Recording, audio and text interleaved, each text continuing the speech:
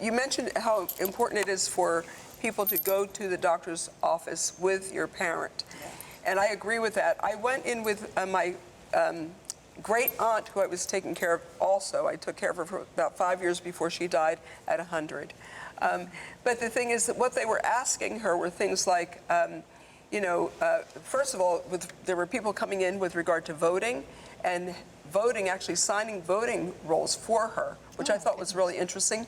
I wondered how many times they did that. They also would say, in the end, do you want to be resuscitated? Do you want they were asking all these things. Do you want, and then I finally had to say, well, Aunt Edna, what they're saying is, do you want food? Do you said, would feed, do you want feeding tubes? She said, I don't want tubes in my body. I said, well, they're saying, do you want food? If that's the only way to feed. She said, you gotta eat or else I'm gonna die, But the thing is that I think that a lot of times senior citizens, when they're there by themselves, they don't understand what's really being asked of them or what's really being said. So in the end, I was there, and every time they said something, I said, what they're saying is, and I explained it. They had a sheet, and I explained it, and then she was able to answer more, definitely what she wanted and what she did not want.